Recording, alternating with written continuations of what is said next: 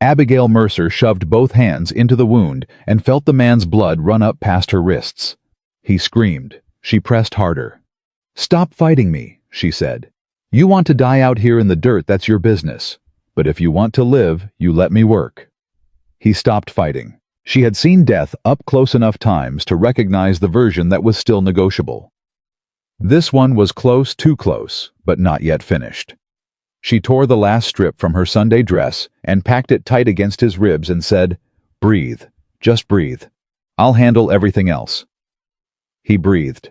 She handled everything else. If this story already has your chest tight, you are exactly where you belong. Subscribe to this channel right now and hit that notification bell so you never miss a single story we tell. Drop your city in the comments. I want to see how far this story travels before it's done. Now settle in close because this one is going to take everything from you before it gives anything back. The blood soaked through the first strip of cloth in under a minute. Abigail yanked the second strip, the last one she had torn from the hem of the only good dress she owned, and pressed it over the first without hesitation, leaning her full weight down through both palms, her knees grinding into the dry Wyoming dirt. The man beneath her hands was trying to say something. "Don't talk," she said.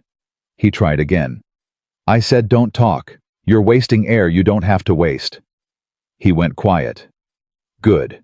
She could work with quiet. The wagon behind him had collapsed sideways into the drainage ditch at the edge of the south trail. Left wheel, sheared clean off axle, buried in dry dirt. One horse stood trembling at the end of a tangled harness line, foam dried white across its neck. The other horse was gone. She didn't know where. She didn't have time to care. What she knew was this: the man had been here a while before she found him. The blood beneath him had already darkened and thickened at the edges. His skin had gone the color of old tallow. His breathing was shallow and fast, the kind of breathing a body does when it's running on the last of what it has. She had seen that breathing before. She had held Thomas's hand while he breathed exactly like that on the floor of this same cabin 3 years ago, with no doctor close enough to matter and no neighbor who arrived in time. She was not going to watch it happen again. "I'm going to move you," she told the stranger. "It's going to hurt." A sound came out of him. Not a word, just a sound. "I know," Abigail said. "Hold on anyway." She was not a small woman. She had never been small, not as a girl, not now at 35, not in the years between. Her figure was full and round, her hands wide, her arms strengthened by 3 years of ranch work, done alone, without complaint, and without help. The town of Harlan Creek had many opinions about Abigail Mercer, and the way she looked, and the way she lived, and the life she'd been left with after Thomas died, and she had heard most of those opinions secondhand, through the particular silence that fell when she walked into a room. She had stopped letting it slow her down a long time ago. She got her arms under the stranger, and she lifted. Her back screamed at her. She kept lifting. The quarter-mile back to the cabin took everything she had. She stopped once to repack the cloth against his side where it had shifted once because her legs simply refused to keep going for 10 solid seconds. And she stood there in the middle of the trail with a full-grown man in her arms, breathing hard through her nose, waiting for her body to remember what she needed it to do. Then she started walking again. She got him through the cabin door. She got him onto the bed. She went to work.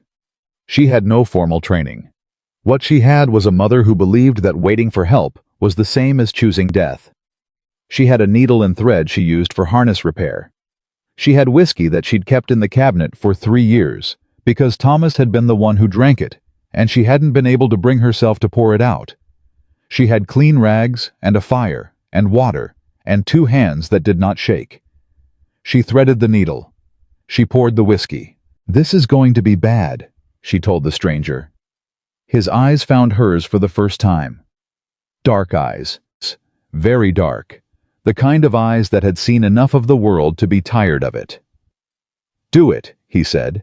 She did it. He made it through.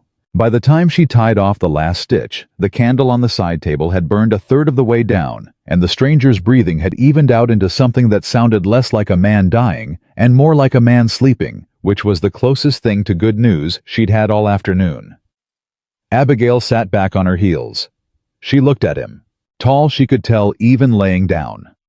broad shoulders, dark hair going silver at the temples, a face that had been handsome once and was still handsome now in the specific way that men's faces get handsome when enough hard years have settled into them. His jacket was well made and completely destroyed. His boots had cost more than she spent on food in a quarter year.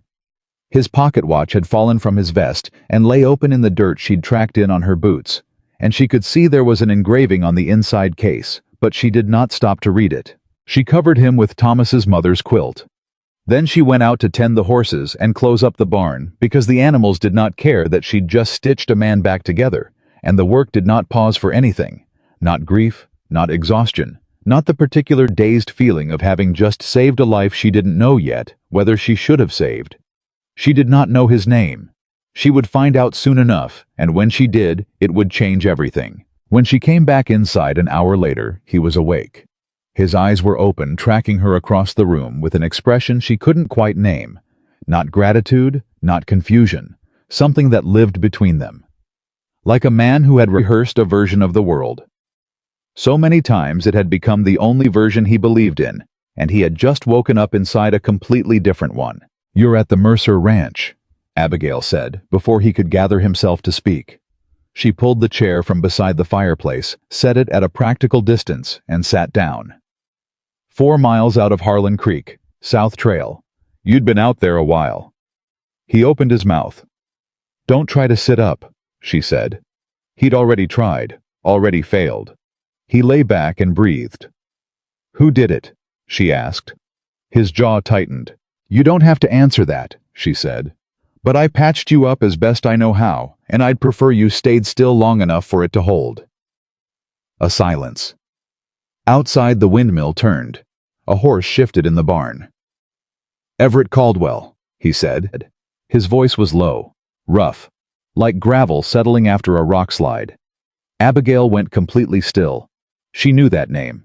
Every person in Harlan Creek knew that name. Every rancher from here to the territorial capital knew that name. Everett Caldwell. Caldwell Cattle and Land Holdings. The man whose signature appeared on contracts that had ended 3 family ranches in the past 2 years.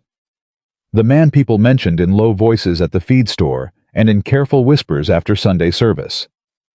The man her neighbor Hester Boone had looked at Abigail with red-rimmed eyes and said, "It was Caldwell's people who put the pressure on my brother. They took everything, Abigail, everything." She sat with that information. She looked at the man in her bed. She looked at Thomas's mother's quilt covering him. "Abigail Mercer," she said. "This is my ranch." Something moved across his face. There and gone. "You live here alone?" he asked. "I do." "Since when?" 3 years. He closed his eyes briefly. When he opened them, something had shifted in them. "I need to send word." "You need to rest," Abigail said. Her voice was calm, the way the surface of deep water is calm still on top, moving hard underneath. "Whoever needs to know you're alive can wait until morning. You're not in a condition to be making decisions tonight." "Mrs. Mercer, Mr. Caldwell." She said it quietly. "I'm going to speak plainly because that's the only way I know. You have a significant wound in your side. You've lost a great deal of blood. I've done what I can, but you are not clear of this yet, and if you tear those stitches before they hold you, won't survive till morning. So you are going to lie still. You are going to rest. And if you're still breathing come sunup, we'll figure out the rest." He looked at her for a long time. "Yes, ma'am," he said. Abigail heated up the last of the morning's soup-thin stuff, mostly turnip, a little salt pork, and brought it to him with the end of a loaf she'd baked 2 days ago. She watched him eat all of it without speaking. When the bowl was empty, he held it in both hands and looked at it the way people look at things when they're not really seeing them at all. "Why?" he said. "Why what? Why did you help me?" Not quite a question. Something under a question. "Because you were dying," Abigail said. "You knew my name," he said. "When I said it, I saw your face." "I did know it." "Then you know that plenty of people in this territory would have left me where I fell." "I expect that's true," she said. "But you didn't." "No." "Why?" Abigail set down her mending. Her hands rested quiet in her lap. Because a man bleeding out in the dirt isn't a name or a business or a reputation, she said. He's just a man. And I don't leave people to die. The fire popped. A log shifted. Everett Caldwell lay in her bed in the growing dark and said nothing for so long that she thought he'd gone back to sleep. Then he said very quietly, "I've met a great many people in my life, Mrs. Mercer." "I imagine you have." "I don't believe I've ever met one quite like you." Abigail looked at him directly. She had learned a long time ago that looking away only encouraged people to believe their judgment of her was accurate and deserved to land. "Get some sleep, Mr. Caldwell," she said. He slept. She stayed up most of the night in the chair by the fire, listening to his breathing, making sure it stayed even. She did not think about who he was or what his name was connected to, or the way Hester Boone had looked when she said they took everything. She thought about the rhythm of his breathing, and whether the stitches were holding, and whether the fever would come before morning, because those were the practical things, and practical things were what got you through the night. The fever came just before dawn. She packed cold rags against his forehead and his wrists and sat beside him while he muttered things she couldn't make out, his hands moving restlessly against the quilt. Once he said a name, she didn't catch it. Once he said no clearly, in a voice full of something that sounded like old guilt rather than present fear. She changed the rags. She kept watch. She waited. By the time the sun was high enough to count for something, the fever had broken, and Everett Caldwell was sleeping a real sleep. Not the restless fever kind. And Abigail Mercer had been awake for 22 hours. She made coffee from grounds. She'd stretched to their absolute limit and went out to check the north fence line before the heat made it unbearable, because the ranch did not pause for anything. And when she came back inside an hour later, he was sitting up in the bed with Thomas's Bible open across his knees. She stopped in the doorway. "I hope that's all right," he said. "It's all right," she said. She poured 2 cups of coffee without asking if he wanted one, and brought the second to him because he was going to need it, and there was no point in ceremony about it. "How's the pain?" she asked. "Bad," he said. "Which I'm told means the stitches are holding." "You were paying attention."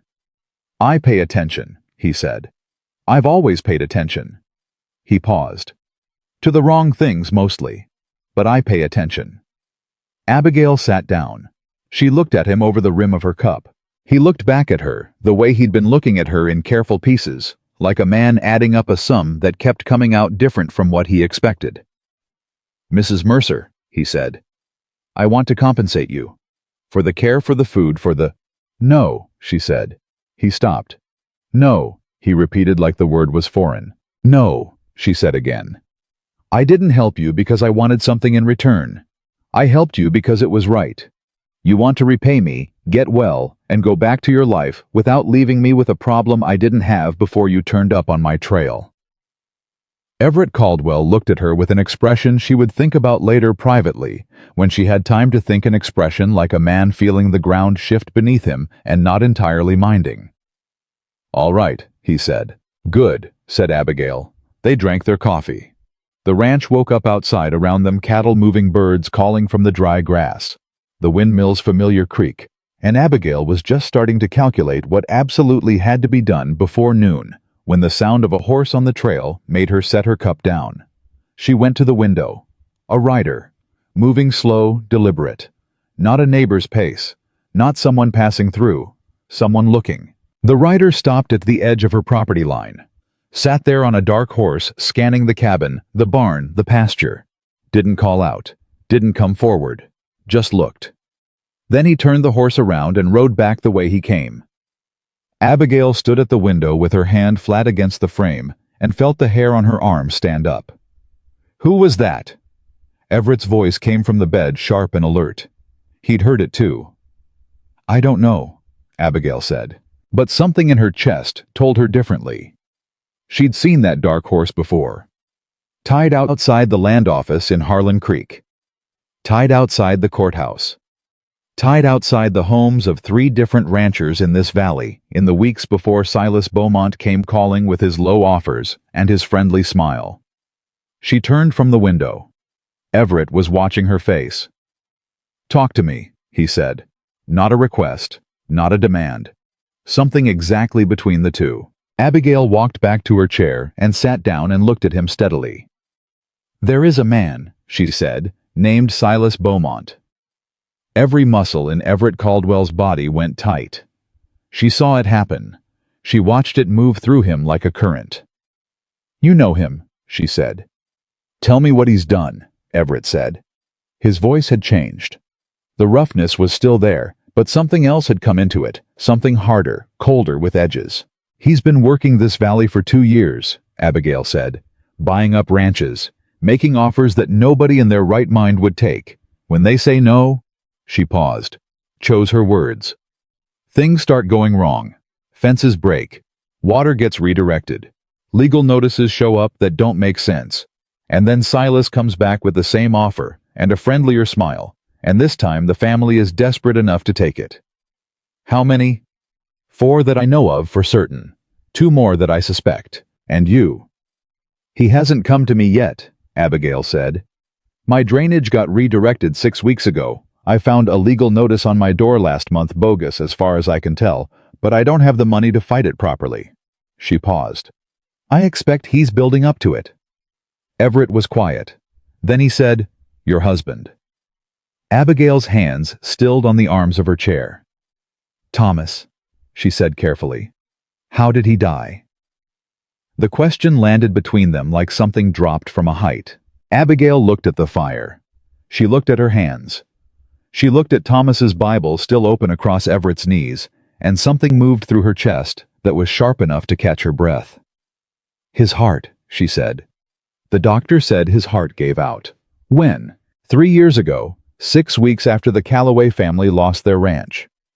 She stopped. The words were harder to say than she expected, even now, even 3 years gone. "The Calloways had been our neighbors for 15 years.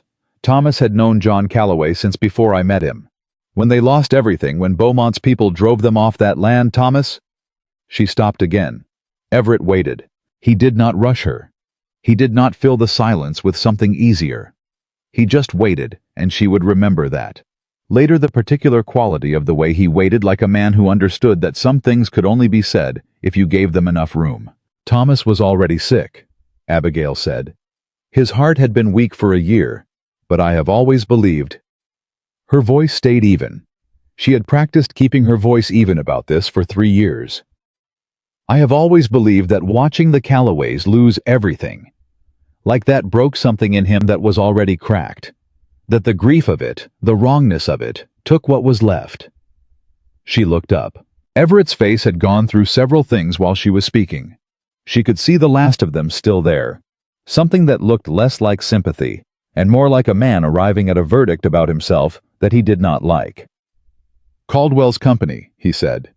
"We had dealings with Beaumont 2 years ago. There were land acquisition agreements." "I know," Abigail said. His eyes met hers. "You knew," he said. "I suspected," she said. "When you told me your name, I suspected. I've had 3 days to think about it." "And you still—" He stopped, looked around the cabin, at the quilt, at the coffee cup in his hands, at the Bible on his knees. "You still did all of this. You were dying," Abigail said. "That's not—" He stopped again. His jaw worked. "Mrs. Mercer, my company's association with Beaumont, I did not know everything that he was doing. I want to be clear about that. But I knew enough. I knew the kind of man he was, and I did business with him anyway, because the numbers were right, and I did not ask questions about what happened to the families on the other side of those numbers." The fire, the windmill, the sound of cattle far out in the pasture. "Were you involved," Abigail said quietly and precisely, "in what happened to the Calloways?" The silence stretched. "Not directly," Everett said. "But my signature is on the financing agreement that made it possible. And I knew the pressure campaign was happening, and I didn't stop it." Abigail breathed in slowly through her nose. She breathed out. She looked at Thomas's Bible on this man's knees, and she thought about Thomas's face the morning the Calloways drove past with everything they owned loaded into 2 wagons. John Calloway staring straight ahead, his wife holding the youngest child so tight the little girl was crying from it. She thought about the 6 weeks after that. Thomas getting smaller. Thomas getting quieter. Thomas on the floor. One cold morning with his hand pressed to his chest, and his eyes already going somewhere she couldn't follow. She thought about 3 years of doing everything alone. She looked at Everett Caldwell. "I'm sorry," he said. Just that. No performance in it, no strategy. Just a man saying 2 words because they were the only honest thing left to say, and he knew they weren't enough, and said them anyway. Abigail sat with that for a long moment. "You can have the barn," she said finally. He blinked. "The barn. To sleep in. Once you're strong enough to make the walk."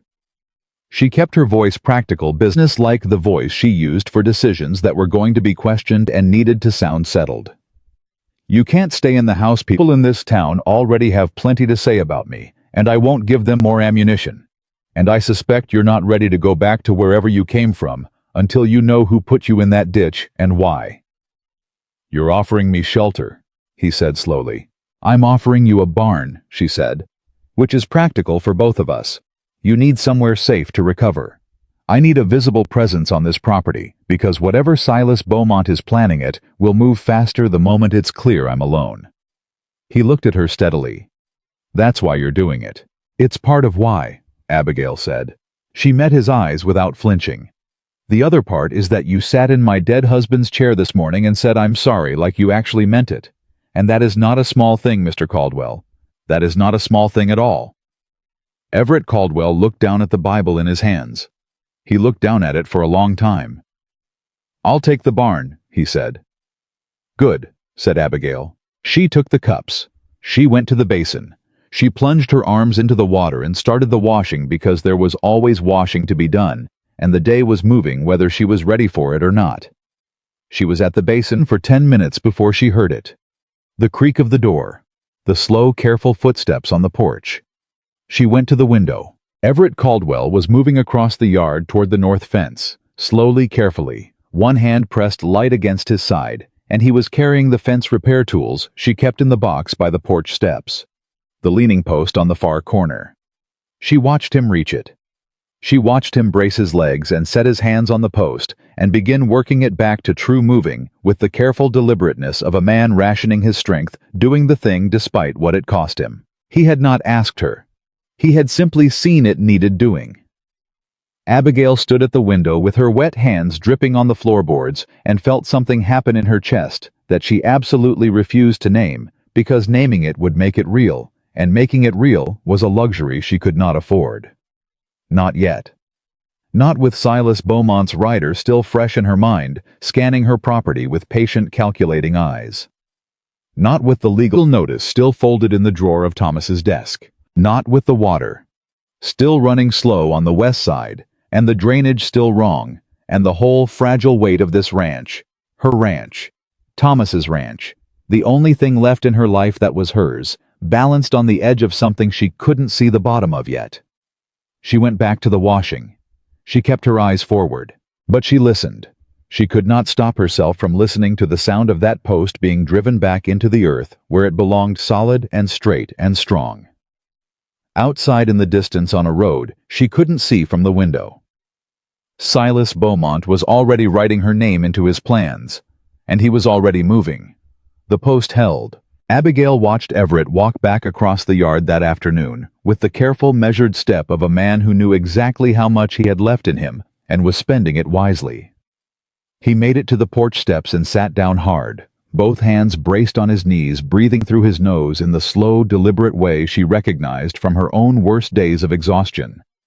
She brought water without being asked. He took it without thanking her, which she respected more than if he had.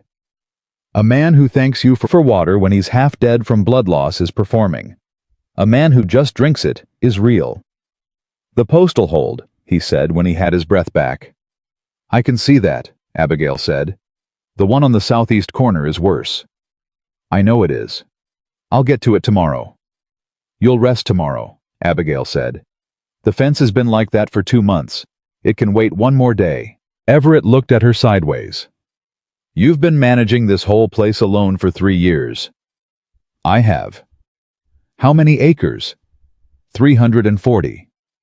He was quiet for a moment. "That's not a small operation for one person." No, Abigail said. It isn't. How many head? 62 cattle, 14 horses. I sold off 40 head last spring to cover the tax bill. She said it plainly the way she said everything, not asking for sympathy, not performing toughness, just stating the facts of her life, the way you state the weather. I'm hoping to rebuild the herd before winter. Whether that happens depends on a number of things that are not entirely in my control. Everett turned to look at her fully. Like Silas Beaumont. Like Silas Beaumont, she agreed. A silence settled between them. Not an uncomfortable one. The kind of silence that happens between two people who have already said hard things to each other and have arrived at something past the need for filler. Tell me everything you know about him, Everett said. Abigail looked at him. Why? Because I know things you don't, he said. And you know things I don't. And I reckon between the two of us, we might be able to put together a clearer picture than either of us has alone. She studied him for a moment. The dark eyes, the set of his jaw, the careful stillness of a man who was used to reading rooms and people and situations, and was reading her right now, waiting to see what she would do. All right, she said. She sat down on the porch steps, and she told him. She told him about the first offer Beaumont had made to Hester Boone's brother, an insultingly low number for a 300-acre spread with good water. She told him about how the brother had refused, and how 2 weeks later his northern fence line had been cut in 6 places overnight, letting his cattle scatter across 3 neighboring properties. She told him about the legal notice that had appeared shortly after a claim on a portion of the Boone land, based on a boundary survey that nobody could verify. She told him about the second offer, only slightly higher, made to a family that was by then exhausted and frightened and short on options. They took it. She told him about the Prescott family, who'd had their water rights challenged through the county office by a filing that the clerk later admitted he hadn't fully understood when he processed it. She told him about the Harmon Ranch, where someone had salted a section of grazing pasture during a dry month, and the cattle had sickened before anyone understood what had happened. She told him about the legal notice on her own door last month, a claim that a portion of her eastern boundary had been incorrectly surveyed at the time of the original deed, a claim that would cost her more money than she currently had to fight through proper channels. Everett listened to all of it without interrupting. When she was finished, he sat for a long time with his eyes on the middle distance, working through something behind his expression that she couldn't read. The boundary survey claim, he said. Yes. Did the notice name the surveyor? A man called Draper, out of Cheyenne. Everett's jaw tightened almost imperceptibly.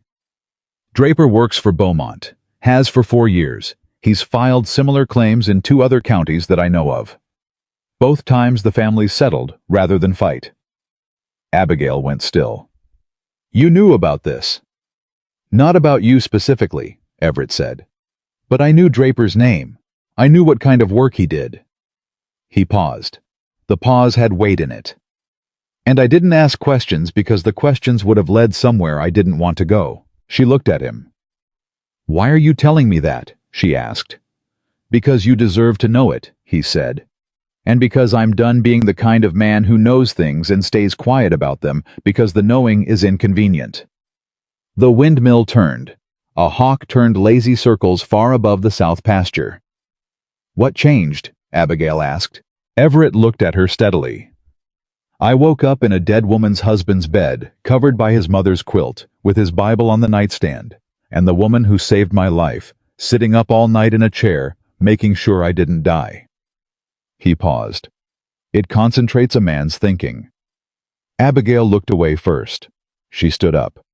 There's work to do, she said, which was true, and also was the only thing she trusted herself to say in that particular moment. She was halfway to the barn when his voice came after her. Mrs. Mercer? She stopped, didn't turn around. The night they came for me on the trail, he said. It wasn't random. Someone told them where I'd be and when. She turned then. His face was set and serious. The roughness in his voice had a different quality now, not pain, not exhaustion, something colder and more deliberate. I'd been asking questions, he said. About Beaumont. About the land filings in this county specifically. Someone in my own operation found out I was asking and sent word. Someone in your company, Abigail said slowly.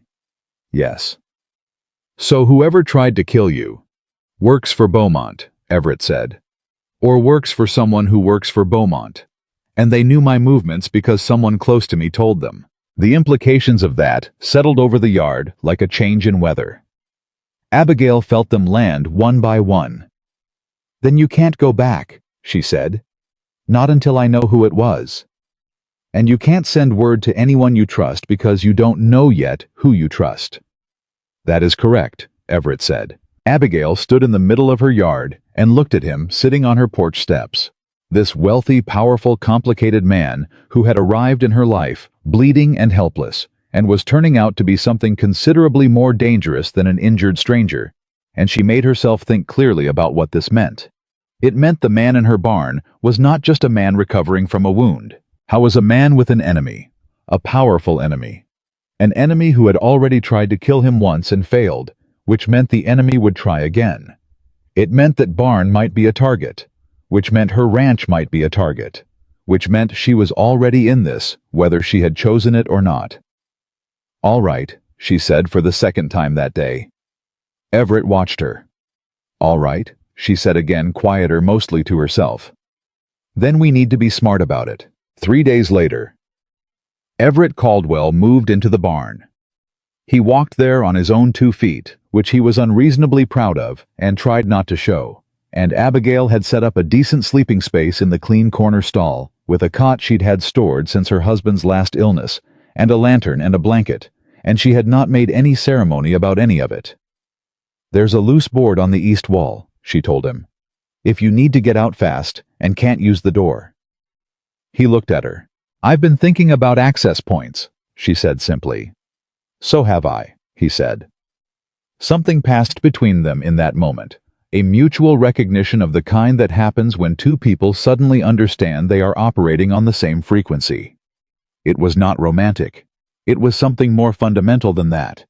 It was the understanding between people who have both looked at a dangerous situation clearly, and neither one of them flinched. That night, Abigail lay awake in her bed, her own bed again, with Thomas's quilt in the silence of the cabin, and she listened to the quiet and thought about what she was doing. She was harboring a man who had been targeted for death. She was sitting on information about Silas Beaumont that Beaumont would not want known.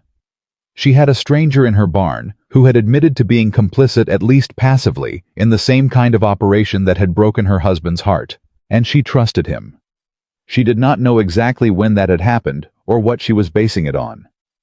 A man who drank the water without thanking her. A man who fixed the fence post without being asked. A man who said, "I'm sorry," without dressing it up.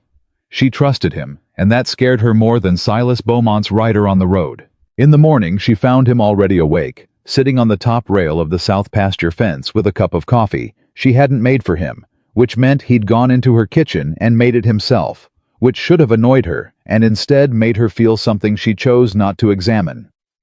"You're up early," she said. "I don't sleep much," he said. "Habit." "What kind of habit produces that?" "The kind where you run an operation big enough that something is always going wrong somewhere," he said. He looked out across her pasture. "Or the kind where you've been making decisions you're not proud of, and you wake up at 3 in the morning thinking about them whether you want to or not."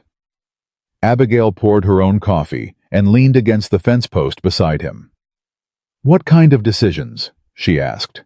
How was quiet for a moment. "The kind that look like good business from the inside of a comfortable office, and look very different from the outside of a ranch you're about to lose." "When did you start seeing the difference?"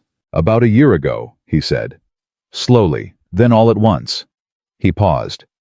"There was a family, over in Carbon County, the Whitfields. They'd had their land for 20 years. Good people, good operation. Beaumont wanted the water rights on their eastern boundary. There's a creek that feeds 3 properties, and whoever controls the source controls all 3. What happened? We financed the acquisition," Everett said. "Beaumont used our capital to buy out a debt the Whitfields had with a different lending institution, bought the debt for less than face value, called it due immediately, at a time when they couldn't pay. They lost the ranch in 60 days. Abigail held her coffee cup in both hands and said nothing. "I was in Denver when it happened," Everett said.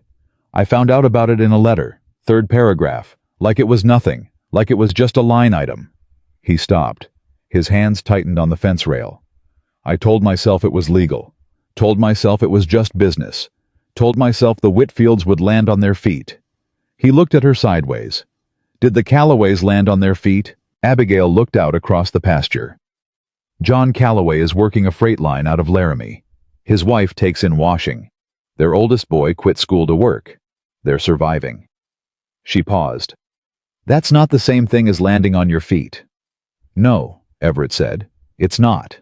The sun was getting up over the eastern ridge, burning off the last of the night cool, and the cattle were moving in the near pasture with the slow contentment of animals that didn't know anything about business deals or legal filings or the complicated hearts of the people who were supposed to be taking care of them.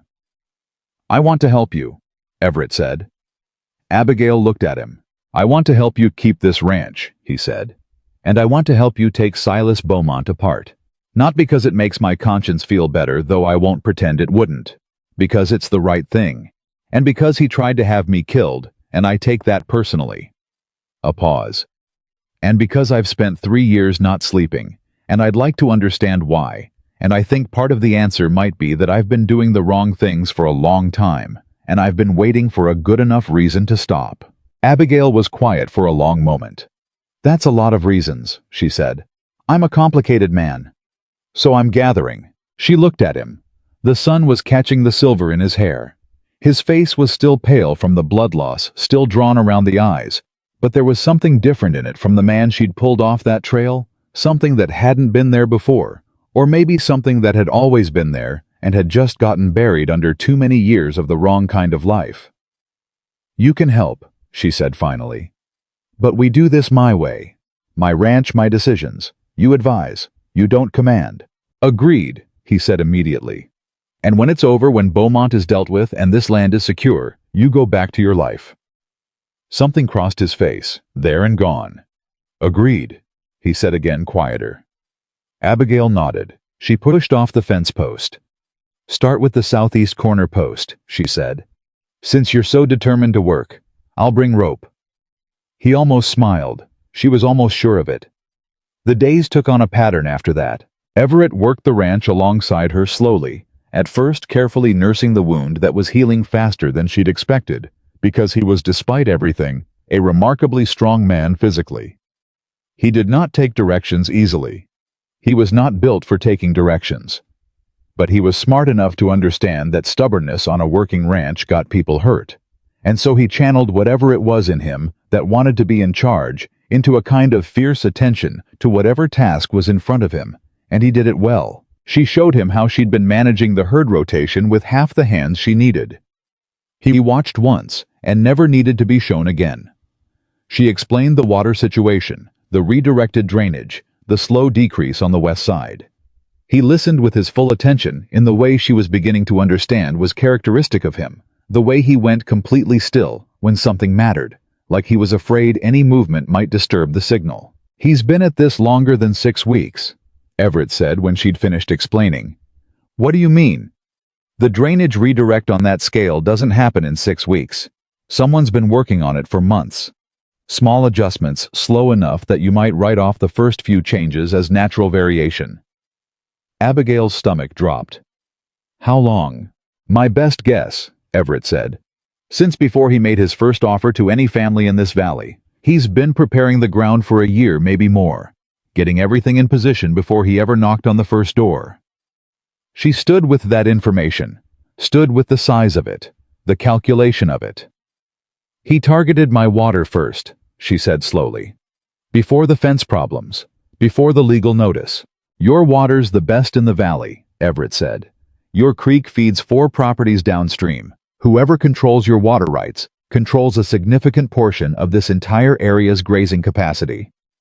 He wants this ranch specifically, Abigail said. He's wanted it from the beginning, Everett said. Everything else, the Boones, the Prescotts, the Harmons, those were preparation. Weakening the neighbors weakens you. Fewer allies, fewer people with resources to stand beside you when he comes. And then he comes for the one he actually wanted all along. Abigail stood very still. Thomas knew, she said suddenly.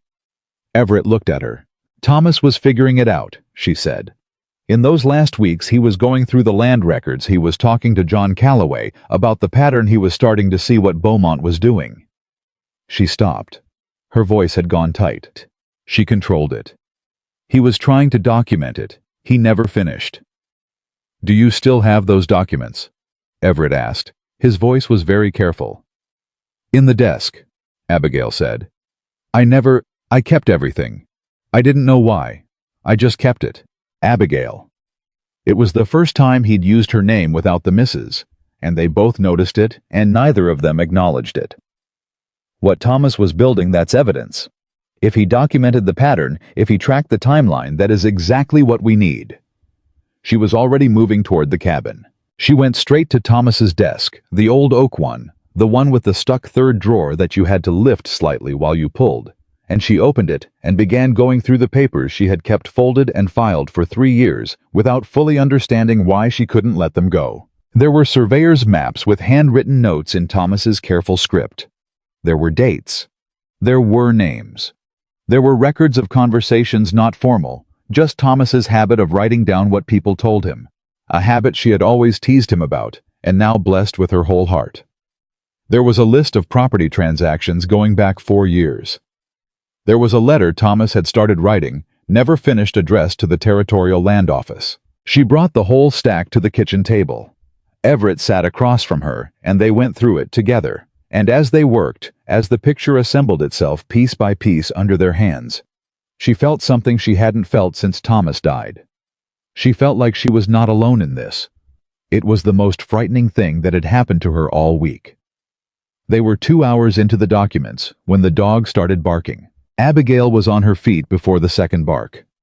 Everett was right behind her, one hand pressed to his side, moving faster than he should have been. She went to the window. 3 riders coming up the trail. Moving at a walk, deliberate and unhurried. The way men move when they want you to understand, they're not afraid of anything you might do. She recognized the one in front. Deputy Carlton Webb, who had served this county for 11 years and had never once in Abigail's memory ridden out to a private ranch without a reason that had been handed to him from above. "Get in the barn," she said quietly. "Abigail. Get in the barn right now," she said. "Take the documents. I'm not going to leave you to. You are a man who was attacked on a public trail and has not reported it," she said, keeping her voice low and level. "If Webb finds you here, the questions become about you, not about my land. Get in the barn. I'll handle this." A beat. 2. "All right," he said. He took the stack of documents. He went out the back. Abigail smoothed her apron. She went to the front door and opened it and stood on her porch with both hands quiet at her sides and waited for the deputy to reach her. "Mrs. Mercer," Webb said, stopping his horse at the base of the porch steps.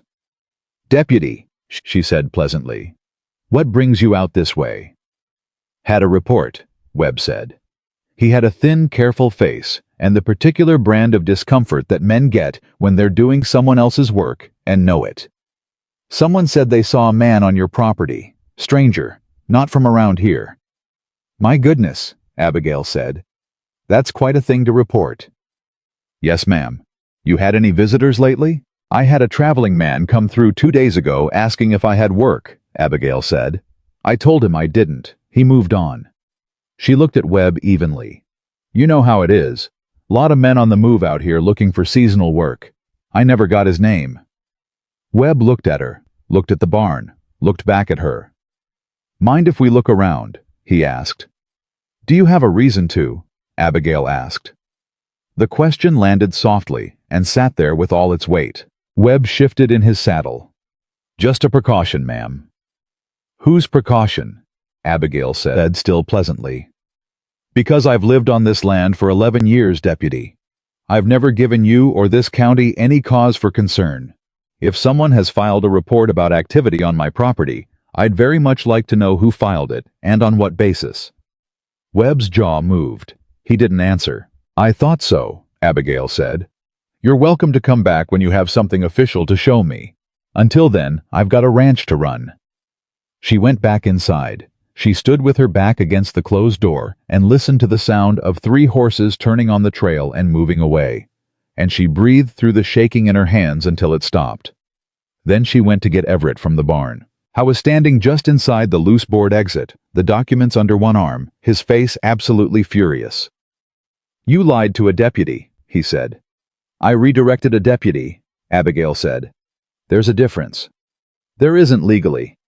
"Then it's a good thing you're not a lawyer," she said. "Are you all right?" "I'm fine." He said it the way men say fine when they mean the opposite. "Abigail, Webb didn't ride out here on his own initiative. Someone sent him." "I know," she said, "which means Beaumont knows you have someone on this property." "I know that too." "Which means—" "It means we're running out of time," Abigail said. She took the documents back from him. She was calm. She was absolutely calm in the way she had learned to be calm when the thing she was afraid of was too large to afford the luxury of showing it. "Which means we need to finish going through Thomas's papers tonight and figure out what we actually have. Because if Beaumont is already sending Webb out here, his next offer is coming soon. And when it comes, I need to be ready." Everett looked at her. In the amber late afternoon light coming through the barn door, with his jaw set and his eyes dark and his hand pressed flat against his healing side. He looked like a man who was making a decision about something that had nothing to do with evidence or legal strategy or Silas Beaumont. He looked like a man deciding something about himself. "What do you need from me?" he said. Abigail looked at him steadily. "Everything you know about how Beaumont moves," she said. "Every name, every contact, every pattern you saw when you were doing business with him. Everything you wrote off as normal at the time. I need all of it." "You'll have it," he said. "And I need you to be honest with me," she said. "Even when it's uncomfortable. Especially when it's uncomfortable." "I will be," he said. "You've been honest so far," she acknowledged. "I'm trying," he said. "It's newer to me than I'd like to admit." The shadows in the barn were getting long. The cattle were settling in the near pasture. And somewhere on a road she couldn't see, Carlton Webb was riding back toward town with nothing to report, which meant Silas Beaumont would be sitting with that information tonight, calculating his next move. "Come inside," Abigail said. "We have work to do." She walked back toward the cabin, and he fell into step beside her. Not behind her, not leading beside her. And she noticed that, and she let herself notice it, just that once, before she put it away. The documents were spread on the table. Thomas's careful handwriting covered the pages. Somewhere in that handwriting was the thing that would save this ranch or lose it. They sat down across from each other and got back to work. Thomas's handwriting covered 11 pages. Abigail had read every word of it the night before, sitting across from Everett at the kitchen table with the lantern burning low between them, and she had held herself together through all of it, through the dates, through the names, through the careful documentation of a pattern, so deliberate and so cold, that it made her hands shake until she reached the last page. The last page was unfinished. Thomas had stopped mid-sentence. She knew exactly when he'd stopped. She knew the date at the top of that page. It was 3 days before she'd found him on the floor. She had folded that page carefully, set it face down on the table, and said, "I need a few minutes." Everett had said nothing. He had gotten up, refilled her coffee, set it beside her hand, and gone back to reading the other documents without looking at her. He had given her the minutes she asked for, without making them into something she had to manage. She had not cried. She did not cry now in the morning standing at the stove with the coffee heating and the early light coming hard through the east window. What she felt was not grief. Grief, she knew. Grief had a texture, a weight, a particular sound it made inside your chest. What she felt now was something cleaner and colder than grief. It was clarity. It was the specific kind of fury that comes when you understand finally and completely that the thing that broke your life was not bad luck or God's will or the random cruelty of the world. It was a man, a specific man. A man with an office and a name and a list of properties and a surveyor named Draper who filed false claims for a percentage. A man she could fight. "He knew about Thomas," she said when Everett came in from the barn. He stopped in the doorway. "Beaumont," she said. He knew Thomas was documenting it. That's why the timeline accelerated. Thomas started writing it all down in the fall. By January, the pressure on this ranch had tripled the drainage, the notice, the fence cuts. He wasn't just trying to buy me out. He was trying to collapse me before I found what Thomas left behind. Everett came to the table. He sat down. He looked at her with full attention, the way she'd learned he did when something mattered. "You think he knew about the documents specifically?" he said. "I think he knew Thomas was building a case," Abigail said. "I don't know if he knew about these specific pages, but I think he understood that Thomas Mercer was a methodical man who wrote things down, and that made this ranch more dangerous to him than just a piece of land with good water." "Then we need to move faster than we planned," Everett said. "Yes," Abigail said. "We do." She poured the coffee. She sat down across from him. She put Thomas's 11 pages on the table between them. "Tell me what we have," she said. Everett had been thinking about it all night. She could see that in his face, the particular worn quality of a man who had not slept but had not wasted the hours. He laid it out clearly, the way she was learning. He laid everything out when he was being his best self. No ornamentation, no hedging, just the shape of the thing. Thomas had documented 4 fraudulent boundary filings, all processed through the same county clerk's office, all referencing surveys conducted by R.T. Draper out of Cheyenne. He had cross-referenced those filings with property transfer records and found that in each case, the family targeted had sold within 90 days of receiving the notice at a price significantly below market value to a shell company called Western Territorial Holdings, which Everett confirmed was a Beaumont front. He had documented the water interference on 3 separate ranches, including testimony he'd written down from 2 ranchers who described finding their drainage deliberately blocked or redirected, testimony that those ranchers now gone from the valley could potentially corroborate if they could be found. And he had found something else. Something that neither Abigail nor Everett had noticed until they went through the documents a second time in the small hours of the morning. A name, written in Thomas's handwriting, circled once with a question mark beside it. Gerald Finch. Abigail stared at it across the table. "Gerald Finch is the county land commissioner," she said. "I know who he is," Everett said. "He's been in that office for 8 years. She stopped. "He's the man who processed every one of those fraudulent filings," Everett said. "Either Beaumont has him paid, or Beaumont has something on him. Either way, he's not an obstacle to Beaumont, he's a mechanism for him." The kitchen was very quiet. "Thomas figured that out," Abigail said. "He figured it out and wrote it down, and then he died before he could do anything with it." "But now we can," Everett said. She looked at him. "How Finch will deny it. Draper will deny it. Beaumont will bury us in legal challenges we can't afford to fight. We have the word of a dead man's notes against the county land commissioner and one of the most connected businessmen in the territory." "We need corroboration," Everett said.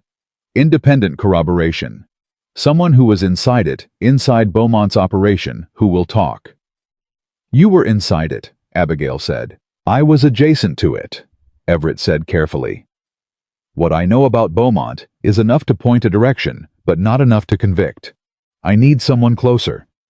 He paused. "I need my company's financial records, specifically the records of the Western Territorial Holdings transactions. If I can get those, I can show the money trail from Beaumont's acquisitions back through the shell company and demonstrate a pattern of coordinated fraud rather than individual business deals." "How do you get those records without going back to your company?" Abigail said. "Which you can't do because you don't know who sold you out." "I know one person," Everett said. "One person in my operation who I would stake my life on." "You'd be staking mine too," Abigail said flatly. He met her eyes. "I know that." "Who is it?" "My bookkeeper," he said. "A man named Samuel Greer. He's been with me for 18 years. He's the one who flagged the Whitfield acquisition to me in the first place, sent me a letter asking questions about the structure of the deal. That letter is what started me asking my own questions." "Where is he?" "Cheyenne," Everett said.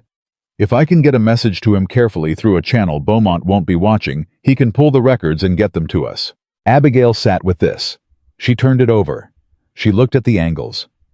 Hester Boone's cousin runs freight between here and Cheyenne, she said slowly. He's not connected to any of this. Beaumont has no reason to watch him. Everett looked at her. Can you trust him? I've known Pete Bauer since I was 22 years old, Abigail said. He drove Thomas to the doctor twice when I couldn't leave the ranch. Yes, I can trust him. Then that's how we do it, Everett said. She was at Hester Boone's door within the hour. Hester was a small, sharp-eyed woman of 60 who had lived in this valley her whole life and had a memory like a steel trap and a tongue to match. She had been Abigail's closest friend since Thomas died in the practical, undemonstrative way of frontier women who showed friendship through showing up rather than through sentiment. She took one look at Abigail's face and said, "Come inside." Abigail came inside. She sat down. She told Hester enough, not everything, but enough, and she watched Hester's expression move through surprise and anger, and something that settled finally into the particular hard resolve of a woman who had watched her own family lose everything and had been waiting 3 years for something useful to do about it. "Pete's in town today," Hester said. "He leaves for Cheyenne tomorrow morning. You want me to take him something?" "A letter," Abigail said, "to a man named Samuel Greer." "Write it," Hester said, and pushed paper across the table. The letter went out the next morning. 2 days passed. They were not quiet days.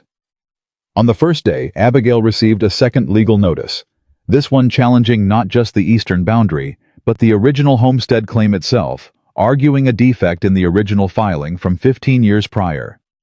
The notice was signed by an attorney in Laramie she'd never heard of acting on behalf of a party not named in the document. She read it twice. She handed it to Everett. He read it and set it down on the table with a precision that she recognized as controlled anger.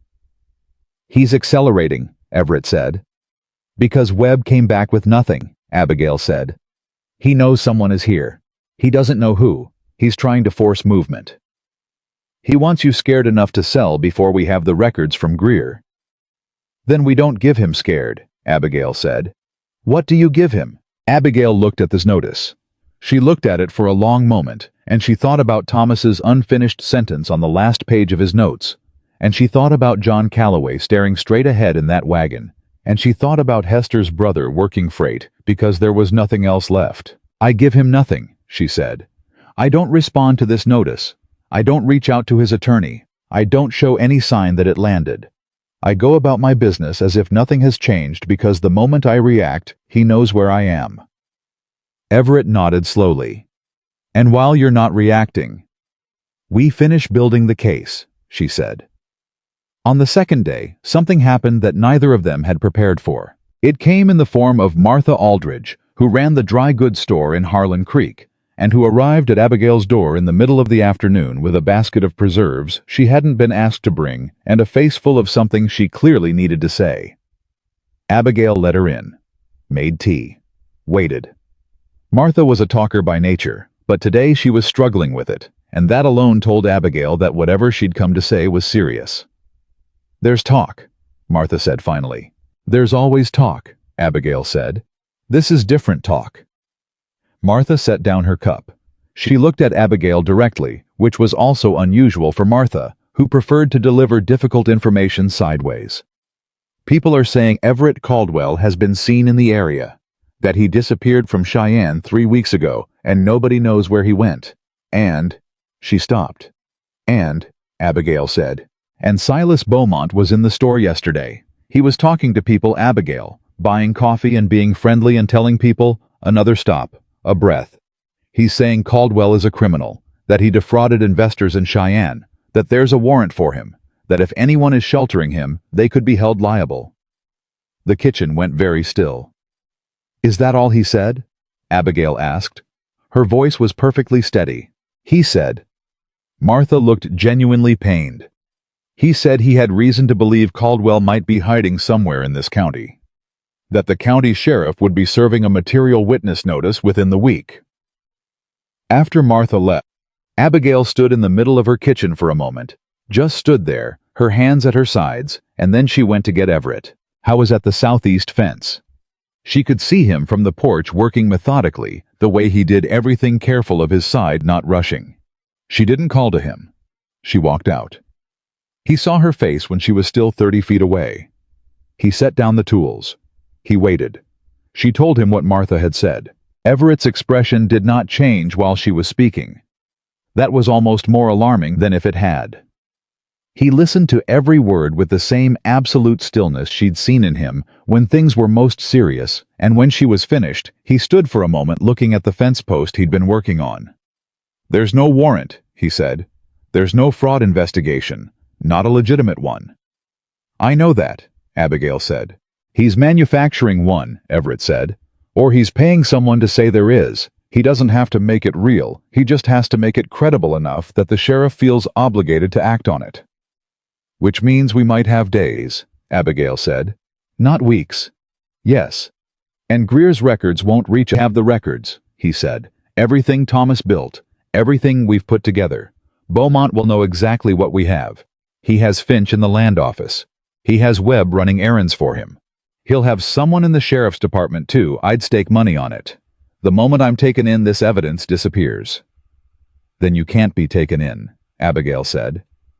"Abigail, I'm not finished," she said. "You can't be taken in, and the documents can't be here when they come.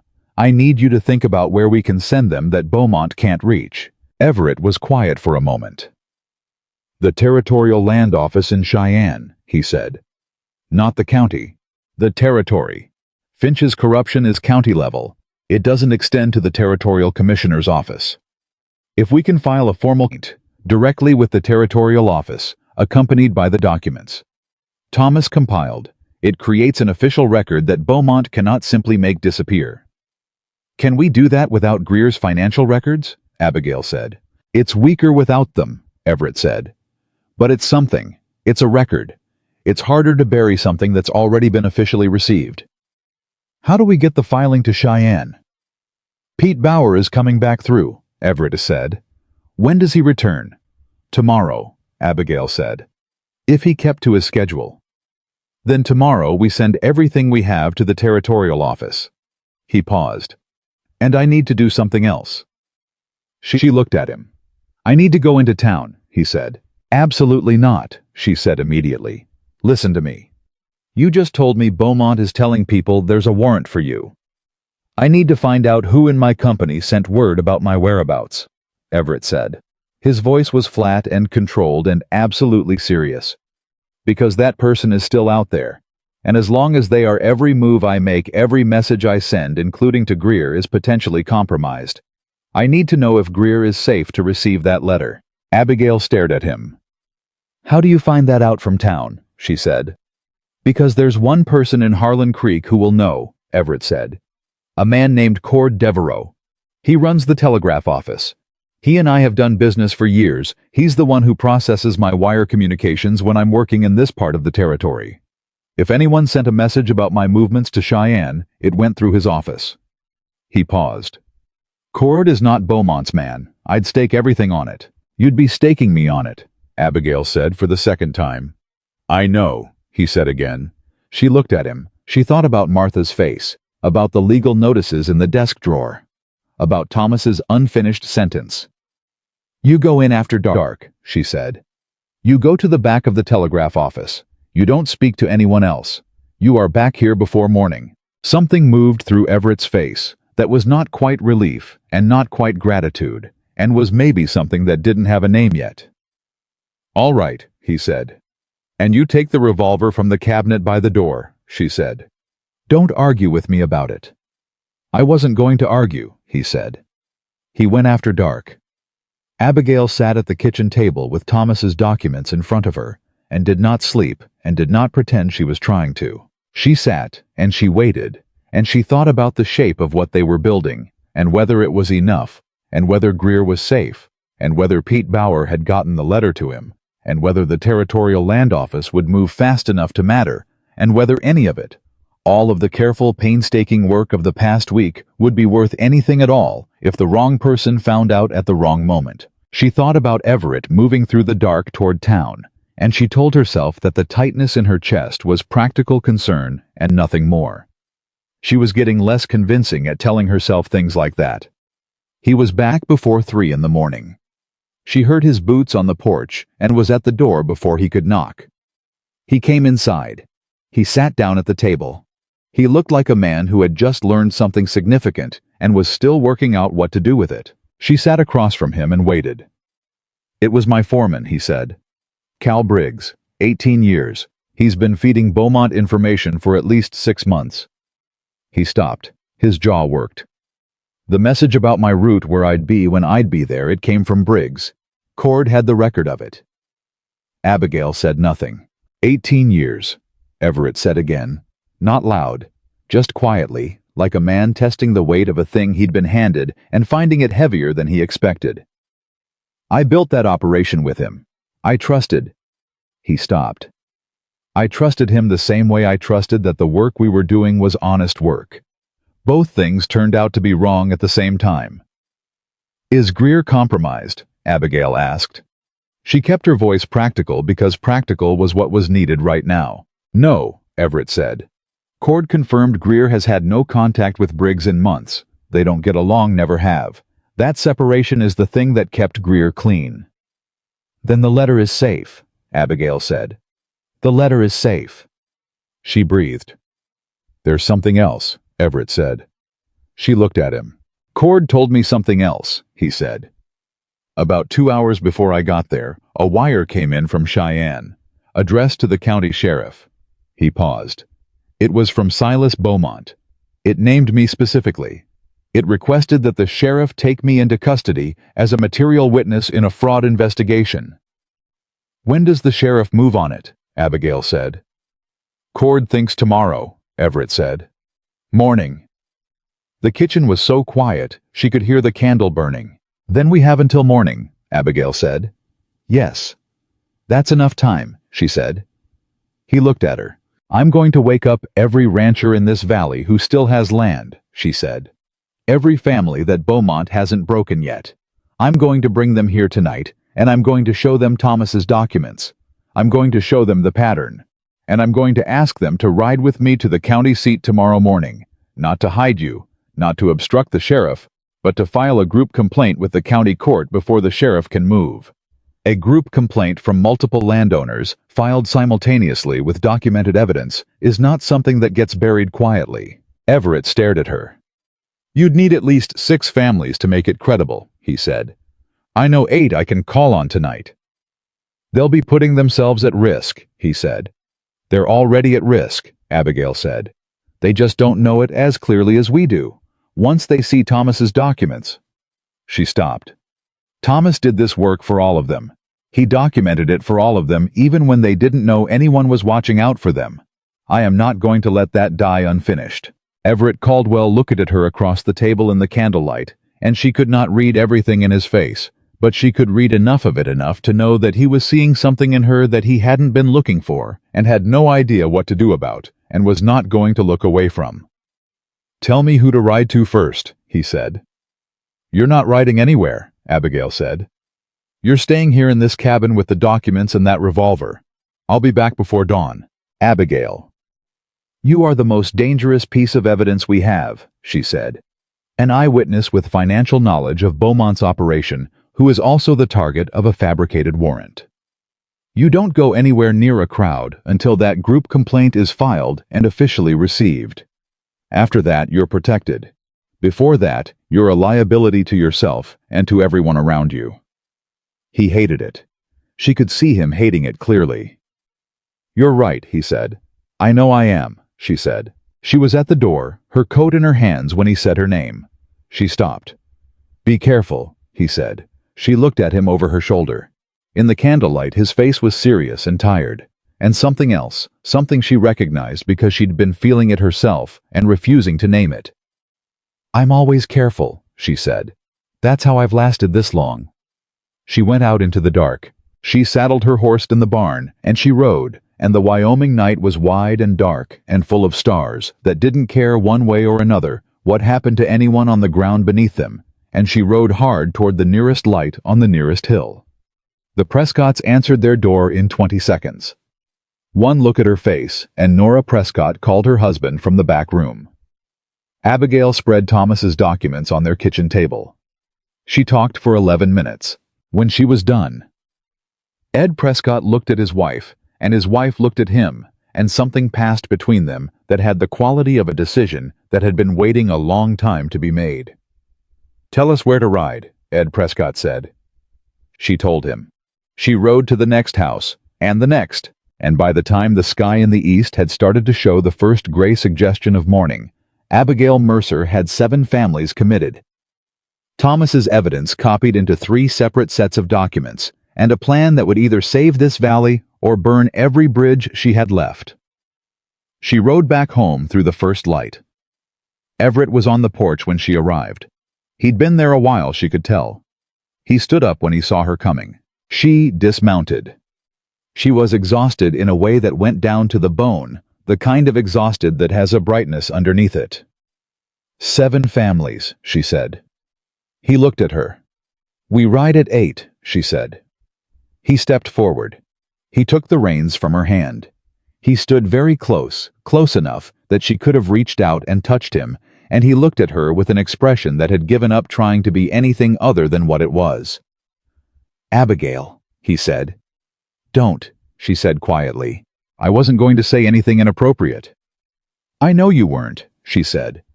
"I just need to get through this morning before—" She stopped.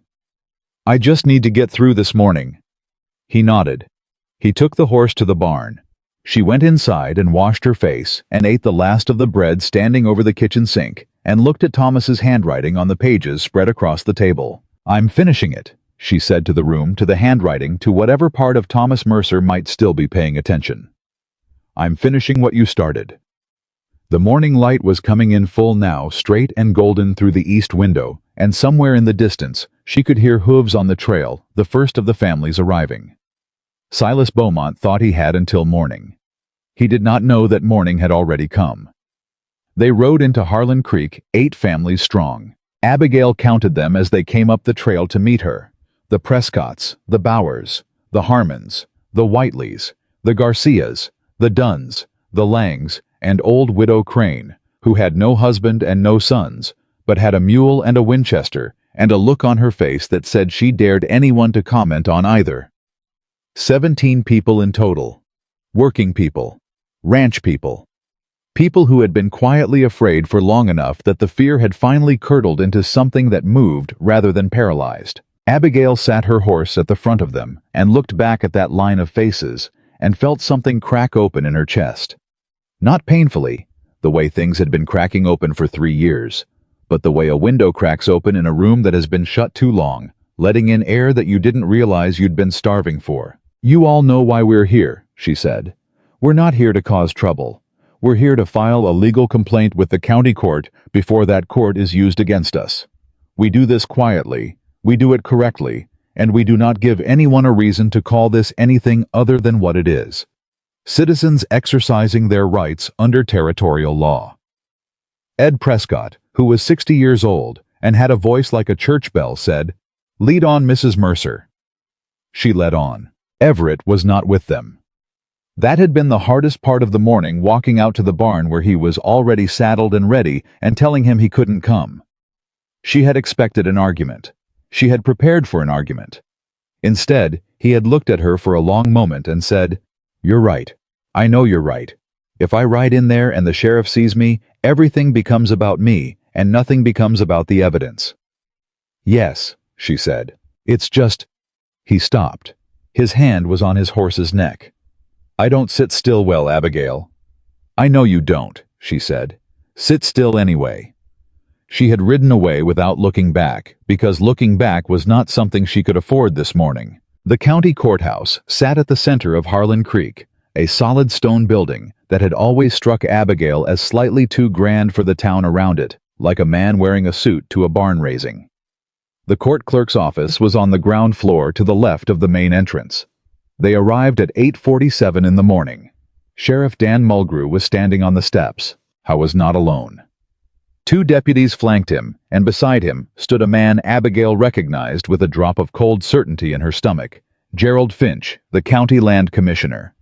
Finch was a square, well-fed man with a careful smile that he'd deployed the way some men deployed a handshake as a tool rather than a gesture. Mulgrew saw them coming, and his eyebrows went up. Not at Abigail specifically. At the number of them.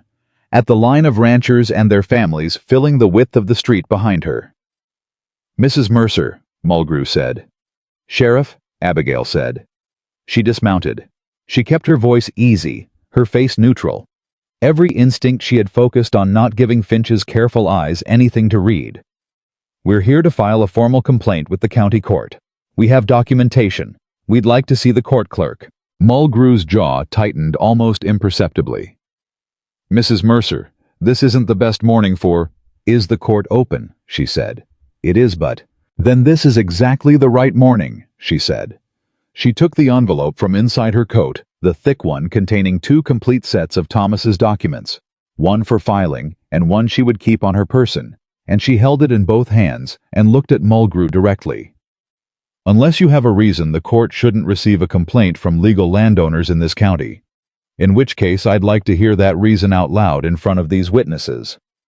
The street was very quiet.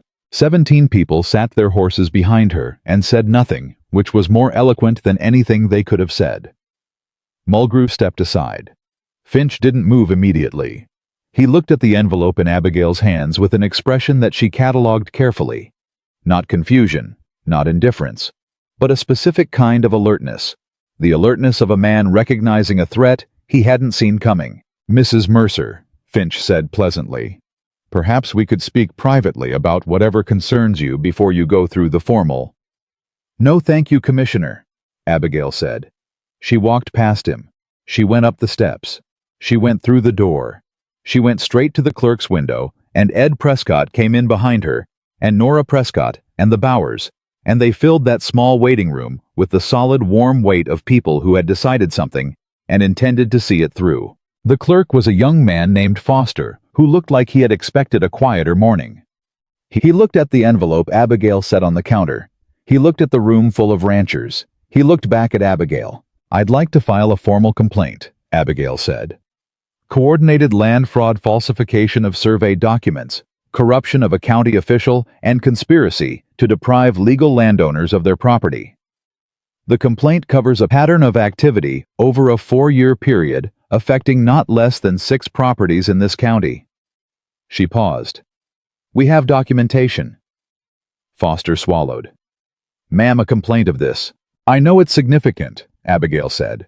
"That's why I'm filing it formally on the record with witnesses present." She put both hands flat on the counter.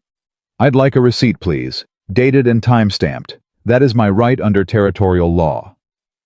Foster reached for the intake form. From behind her came the sound of the door opening. She did not turn around. "Mrs. Mercer?" She knew that voice. Silas Beaumont. She turned around. I was standing in the doorway of the clerk's office, and he looked exactly as Martha Aldridge had described him. Friendly, well-dressed, the smile deployed and ready.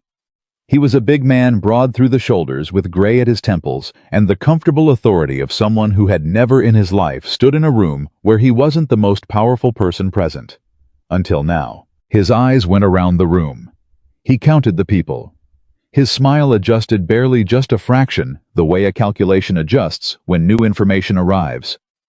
But Abigail was watching for it, and she caught it. "This is a pleasant surprise," he said. "I'd heard there were some concerns circulating among the ranching community. I'm glad you've come to address them through the proper channels." "That's exactly what we're doing," Abigail said. "Perhaps I can help facilitate," Beaumont said. He moved into the room with the ease of a man who treated every space as his own. "I have a long-standing relationship with Commissioner Finch, and I'm sure we can—" "I'm sure you do," Abigail said. "And that relationship is specifically documented in the complaint I just filed." The room went absolutely still. Beaumont's smile stayed exactly where it was, which was more alarming than if it had dropped. "I see," he said softly. "Do you?" Abigail said. "Because I want to make sure you understand exactly what's been filed, Mr. Beaumont. 4 years of fraudulent boundary claims, all processed through Commissioner Finch's office. A shell company called Western Territorial Holdings that served as the acquisition vehicle for every ranch you stripped from its owners in this county. Survey documents falsified by a man named Draper, who has worked for you for years. and a detailed timeline of coordinated interference with water rights, grazing land, and legal filings, all of it documented by a man who understood what you were doing long before anyone else did. That's quite an allegation, Beaumont said. It's quite a document, Abigail said. Documents can be questioned, Beaumont said. Sources can be questioned. The credibility of Thomas Mercer was the most methodical man in this county, Ed Prescott said from behind Abigail. His voice was quiet and absolutely final, the voice of a man stating a fact that doesn't require anyone's agreement. I knew him for 20 years. His word was his bond, and his records were his word. You want to stand in this room and tell us his documentation isn't credible, you go right ahead. But you're going to be doing it in front of every family in this valley that you tried to destroy. Beaumont looked at Prescott. He looked at the room. He looked at Abigail. For the first time, the smile did something it hadn't done before. It faltered. Just for a moment. Just a crack. The sheriff has a warrant, Beaumont started. The sheriff has a fabricated wire from you, Abigail said, which is also documented. Cord Devereaux keeps records of every communication through his office. That wire is time-stamped 40 minutes after you were informed that someone had been asking questions about your land filings. She tilted her head. Interesting timing. Beaumont's jaw was very tight. This isn't over, he said. No, Abigail agreed. It's just starting. And now it's starting on the record. She turned back to the clerk. My receipt, please, she said. Foster's hand was shaking slightly, but he was writing. He was doing his job, which was all she needed from him. Behind her, she heard Beaumont's footsteps cross the floor and go out the door, and she heard something she had not heard from a powerful man in a long time, the sound of someone leaving a room they'd just lost. She let herself breathe. Just once deeply, before she turned back around. The receipt was dated 8:59 in the morning. The sheriff's warrant, as Cord had told Everett, had been intended for service at 9. 1 minute. They had beaten it by 1 minute. Nora Prescott, standing beside her, said nothing.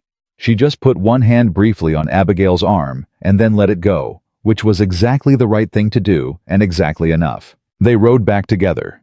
17 people on the road home, and the morning was bright and very clear, and the land lay around them the way it always had, indifferent to what human beings did on it, but patient with them, the way land is patient, the way it keeps being there, no matter what.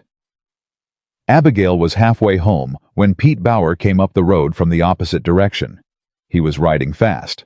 She felt something happen in her chest before he even reached her, some anticipatory knowledge that what he was carrying had weight to it. He pulled up beside her and reached into his coat and handed her an envelope. Greer's records, he said. Man worked through the night near as I can tell. Said to tell you, and I'm quoting him exact, ma'am, that he has been waiting for someone to give him a reason to do this for 2 years. Abigail held the envelope. She looked at it for a moment. Thank you, Pete, she said. She rode the rest of the way home with the envelope inside her coat against her chest, where she could feel the slight stiffness of the papers through the fabric. The financial records that completed the picture. Thomas had started the thing that turned evidence into proof, the last piece. Everett was on the porch when she came up the trail. He stood up when he saw the line of riders. He stood up straighter when he counted them and understood that they'd all come back. And then he saw her face, not just the exhaustion, but the thing underneath the exhaustion, and he came down the porch steps toward her. She reached into her coat and held up the envelope from Greer. He stopped 3 feet away from her. Is that Greer's records, she said. All of it. The Western Territorial Holdings transactions, the money trail, the timeline. She paused. And we filed this morning. It's on the record. Beaumont was there. He was there, Everett said sharply. He was there, she said. He is officially aware that the complaint exists, which means he can't pretend he wasn't warned. Everett looked at her.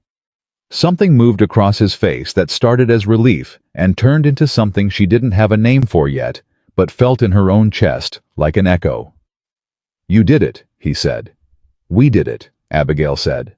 Thomas did most of it 3 years ago in a notebook he never got to finish. Her voice stayed steady. We just carried it the last mile. The families passed by behind her, some nodding, some lifting a hand, and she nodded back to each of them.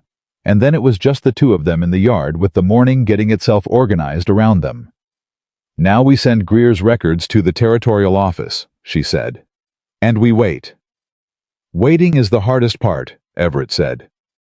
"I've been waiting 3 years," Abigail said. "I reckon I can manage a little more." The waiting lasted 11 days. They were not idle days.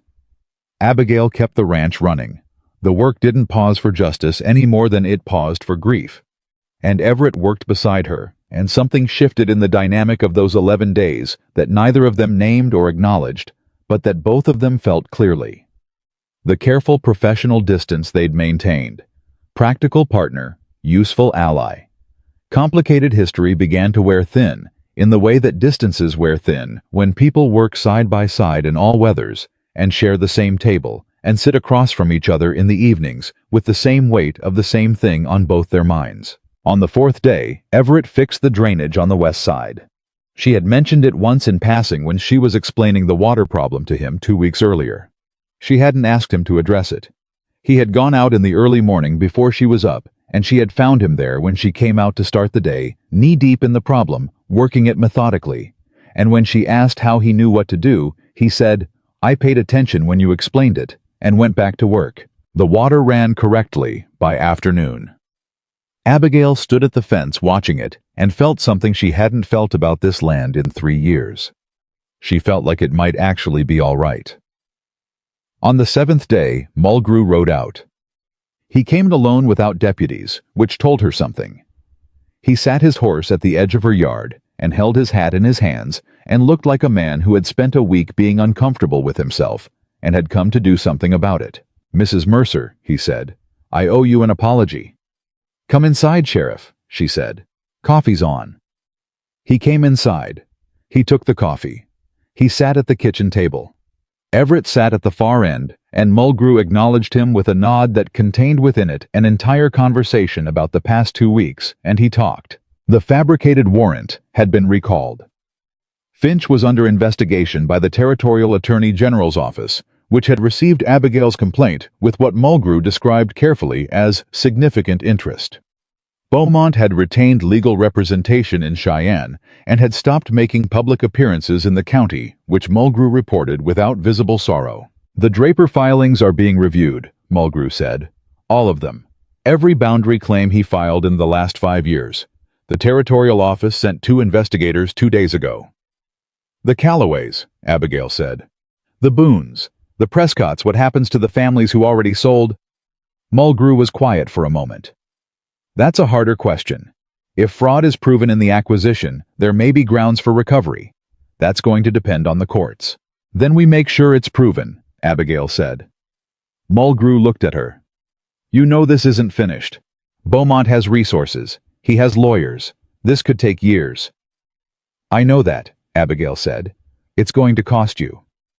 "I know that too," she said. "But it's already cost me everything I wasn't willing to lose.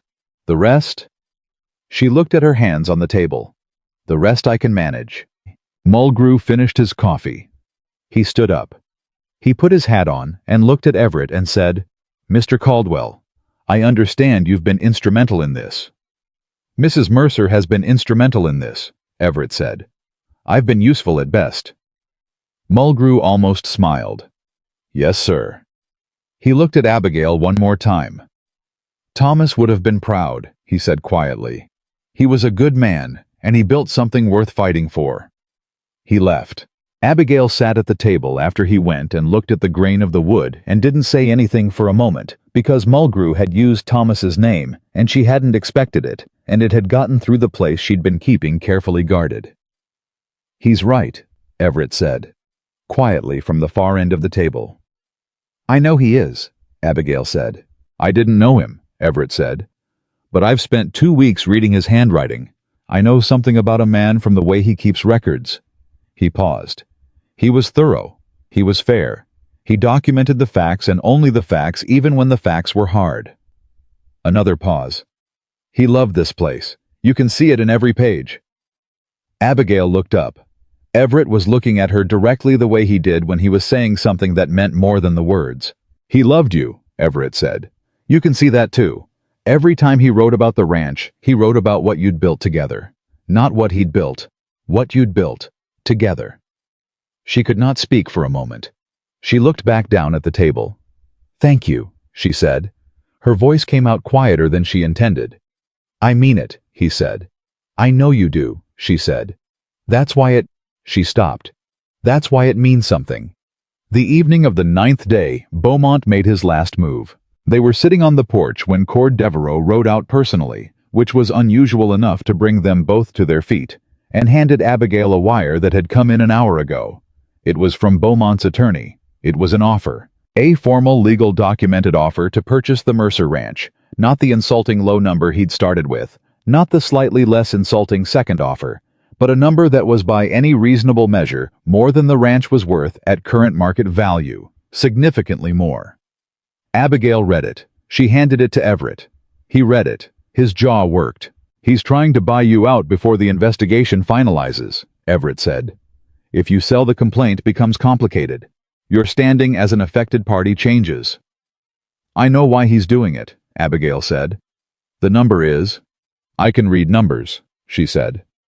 Cord was still there waiting, and they all stood in the yard with the evening coming down around them and the offer sitting in the air between them. "What do you want to do?" Everett said. Abigail looked out across her land. At the pasture where the cattle were settling for the night. At the fence posts that stood straight now. At the windmill that turned without complaint. At the water running correctly on the west side. At everything Thomas had started, and everything she had kept, and everything that had very nearly been taken. "No," she said, "just that." Cord Devereaux, who had been standing very still and very quiet, produced a receipt form from his coat. "Should I send a reply, ma'am?" "Tell his attorney," Abigail said, "that this property is not for sale, at any price, for any reason, and that if Mr. Beaumont contacts me again through any channel, I will submit the correspondence as additional evidence of attempted interference with an ongoing investigation." Cord wrote it down. He looked like a man doing his best not to smile. "Yes, ma'am." He rode away.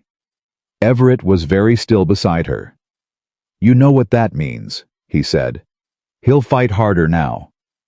"Let him," Abigail said.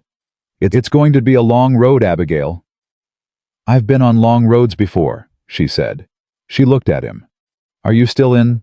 He looked at her for a moment. That long, careful look that she had come to know in the way you come to know the particular sounds a house makes, the way you learn the specific weight of a person's silences.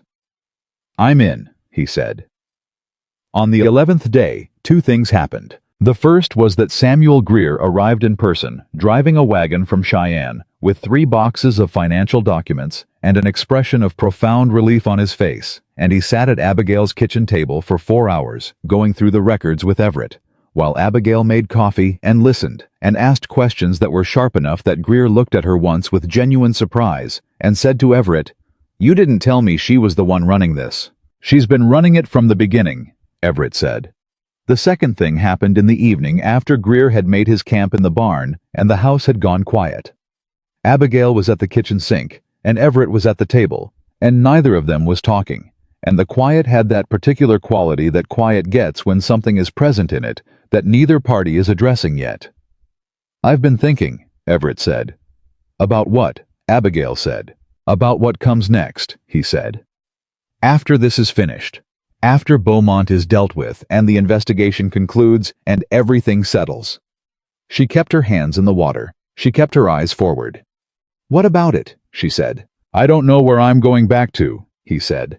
"The operation in Cheyenne, it's compromised. Briggs has been running it for months. I'd have to rebuild it from the ground up. I'd have to decide whether it's worth rebuilding or whether—" He stopped. "Whether it's worth rebuilding the way it was." "Was it something worth rebuilding?" she said. "Parts of it," he said. "Some of it." A pause. "Less of it than I thought." "What parts?" she asked. "The cattle work," he said. "The actual ranching. Before it became mostly about acquisition and capital and—" He stopped again. "Before it became mostly about things that weren't ranching." She turned off the tap. She dried her hands on the cloth beside the sink. She turned around and leaned against the counter and looked at him. Say what you're saying, she said. He met her eyes. I don't want to go back to Cheyenne, he said. I don't want to go back to what I was doing. I want to... His jaw worked.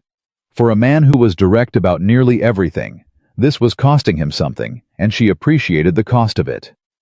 I want to do something that means what Thomas's work meant. Something that... He stopped. She waited. I want to stay, he said. The kitchen was very quiet. That's a large thing to say, Abigail said. I know it is. You've known me for less than 3 weeks. I know that too. You've spent most of those weeks recovering from a stab wound in my barn. That is also accurate, he said. And yet...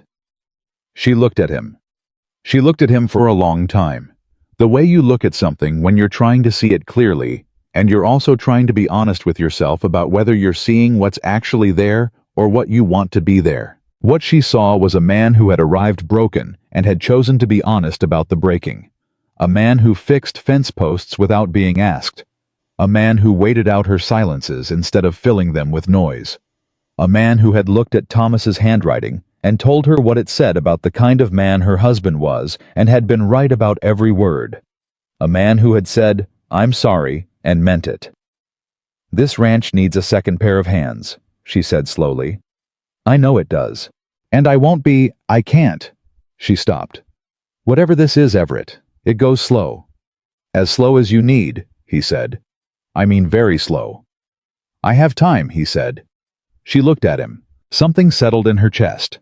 Not the cracking open of the grief years. Not the sharp, bright thing of the morning in town. Something quieter and more solid than either of those. Something that felt she thought the way foundations feel. The way good ground feels under your boots when you've been walking uncertain terrain for a long time. You can stay in the barn, she said. The corner of his mouth moved. Yes, ma'am, he said. The letter from the Territorial Attorney General's office arrived on a Tuesday. Abigail was out at the north pasture checking the water line when Everett came across the field toward her with an envelope in his hand and a look on his face she had learned to read over the past weeks. Not quite calm, not quite urgent. The particular expression of a man who has received information he is still in the process of absorbing. She took the envelope. She opened it standing right there in the field, her boots in the dry grass, the sun already working hard overhead. She read it once. Then she read it again. Well, she said. Well, Everett said. Silas Beaumont had been formally charged. Fraud in the first degree. Conspiracy to corrupt a public official. Falsification of land records across 3 counties. The charges had been filed in territorial court, not county court, where Finch's fingerprints were on everything, and the Territorial Attorney General had personally signed the complaint. Gerald Finch had resigned from the Land Commissioner's office the previous Friday, which Abigail had not known until this moment, and was cooperating with investigators in exchange for considerations she was not privy to and did not particularly care about. R.T. Draper had been arrested in Cheyenne 2 days ago, and at the bottom of the letter in language that was formal and careful, and still somehow managed to say what it meant. The Territorial Office confirmed that the fraudulent boundary filings affecting the Mercer Ranch had been voided. The eastern boundary claim was nullified. The homestead challenge was dismissed. The original deed in the name of Thomas and Abigail Mercer stood fully intact. Abigail folded the letter. She put it back in the envelope. She stood in her field in the morning sun and felt something she had not allowed herself to feel in a very long time, because feeling it before it was real would have been more than she could bear. She felt safe. Not comfortable. She had never needed comfortable. Not finished. There was still work ahead, more work than she could count, courts and testimony, and the long, slow process of accountability. But safe. Her land was hers. Thomas's work had held. What he had started in a notebook on a cold fall evening 3 years ago, half sick and more determined than anyone knew, had reached its end. Abigail, Everett said. She realized her face was wet. She hadn't noticed when that had happened. She turned away on instinct, the old habit, the one that said, don't let anyone see, don't give them the weakness. And then she stopped, because the instinct was based on a world where being seen was dangerous, and she was not sure that world still applied. She turned back. Everett stood there 3 feet away, and he did not try to close the distance or say something that would fit the moment wrong. He just stood there and let her be exactly where she was, which was the most useful thing anyone had done for her in years. "He did it," she said. Her voice came out rough. "Thomas did it. He didn't get to see it." "He did it," Everett said. "And you carried it home." She breathed in. She breathed out. She wiped her face with the back of her hand in one efficient motion and looked out across the field that was hers, that was provably and legally and permanently hers. And she let herself stand in that for 10 full seconds before she put the envelope in her coat pocket and said, "The south fence line needs checking before noon." "I'll do the south line," Everett said. "I'll do the water flow on the west side." "Meet back at the house for lunch," he said. "Noon," she said. She walked. He walked. They went in different directions across the same land, and that was, she thought, exactly as it should be. The news moved through Harlan Creek, the way news moved through small towns, fast, and with its own particular momentum-gathering detail and commentary as it went.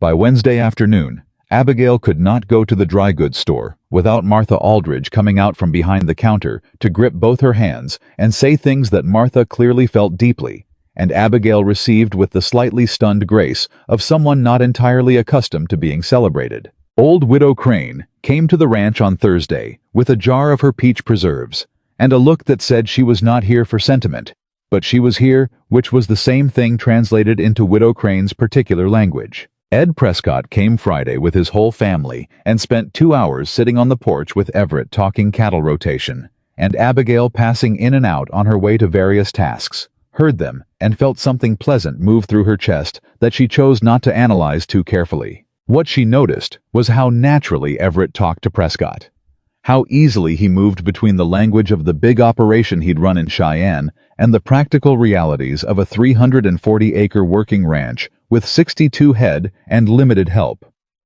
He didn't condescend. He didn't perform.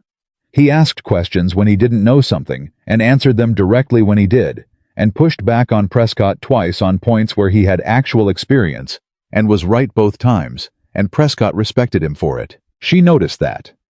She also noticed the moment Prescott stood up to leave and shook Everett's hand and said, "You're good for this place," in the plain declarative way that Ed Prescott said everything. Everett glanced at her. She was standing in the doorway. She looked away, but she had caught the expression on his face in that fraction of a second, and it was the expression of a man hearing something he had been quietly hoping to hear. The deposition came 2 weeks later. They both traveled to the county seat, Abigail, to give testimony about Thomas's documents and the timeline of interference against the ranch, Everett, to give testimony about his company's financial relationship with Beaumont and the specific transactions that established the Western Territorial Holdings fraud. They traveled together and arrived together and sat in the same waiting room outside the deposition chamber, and did not talk much because there was not much that needed saying, and they had both independently arrived at a place where silence between them was comfortable rather than loaded. Abigail went in first. She was in that room for 2 hours and 40 minutes. She answered every question completely and directly, the way she did everything, without embellishment and without hesitation. She had lived with Thomas's documents for weeks. She knew every name, every date, every connection. The investigator across the table from her was a serious woman in her 40s who had clearly done her work, and twice she looked up from her notes and said, "Your husband was remarkably thorough," and Abigail said both times, "Yes, he was." When she came out, Everett stood up immediately. He looked at her face. "How was it?" he said. "Fine," she said. "I'm fine. Go in. They're waiting." He went in. She sat down. She sat in that waiting room for 2 hours and 20 minutes, and she did not let herself think about anything in particular. Not the deposition, not Thomas, not the careful geometry of what was happening between her and Everett, not the future, which was suddenly visible in a way it hadn't been for 3 years and was accordingly more frightening than no future at all. She sat, and she waited, and she was good at waiting. When Everett came out, he was pale under his tan, and his jaw was set, and there was something around his eyes that said the 2 hours had cost him significantly. He sat down beside her.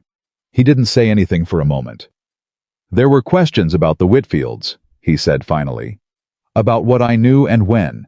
About the letter Greer sent me. He stopped. About what I did after I received it. What did you say? Abigail said. The truth, he said. That I received it. That I knew what it meant. That I spent 3 months telling myself it was legal before I started asking my own questions. He paused. That I didn't move fast enough. That people were hurt in that gap. She looked at him. They asked me if I had anything to add, he said. At the end, anything beyond what I'd been asked directly. He was quiet for a moment. I said yes.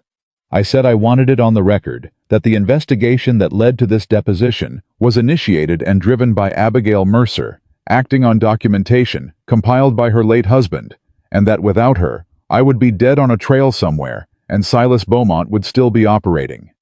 He paused. I wanted that on the record. Abigail was very still.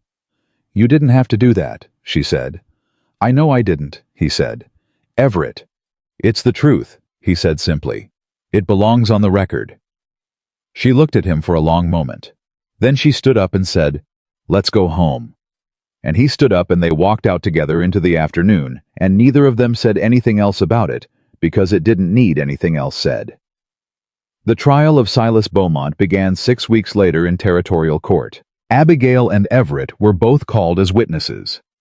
They sat through 4 days of proceedings, 4 days of Beaumont's attorneys, arguing procedural objections, 4 days of evidence being entered and challenged and entered again. 4 days of the patient grinding machinery of justice, doing what it does when it actually does it. On the second day, Beaumont's attorney attempted to discredit Thomas's documentation. He stood in front of the court and called the records incomplete, the methodology, flawed, the conclusions, speculative, all of which was legal language for the thing he was actually trying to do, which was make a dead man's careful work disappear. Abigail sat in the gallery and listened to it and felt the fury rise in her, the way water rises quiet at first, then not. The attorney for the territory responded by entering Samuel Greer's financial records, which corroborated Thomas's timeline in every material detail. He then entered the testimony of 3 former county clerks who had processed Draper's filings and been told at the time that the surveys had been independently verified. He then entered a deposition from one of Beaumont's former associates in Carbon County, who had, under considerable legal pressure, confirmed the existence of the coordinated interference campaign. Thomas's work did not need defending. It held on its own. On the 4th day, Silas Beaumont was convicted on 7 counts. Abigail heard the verdict and sat very still in the gallery and felt it move through her, not triumph, not the satisfaction she might have imagined, back when she'd first understood what he'd done. Something quieter than that. Something that felt like the completion of a thing, the closing of a sentence that had been left open for 3 years. She looked at her hands in her lap. Thomas's hands had looked like hers, wide, capable, marked by work. She had not thought about that in a long time. Beside her, Everett's hand covered hers on the bench. She did not pull away. She turned her hand over and held his, and they sat like that while the court finished its business around them. 2 people who had arrived at this place from completely opposite directions and found themselves sitting on the same side of the same room.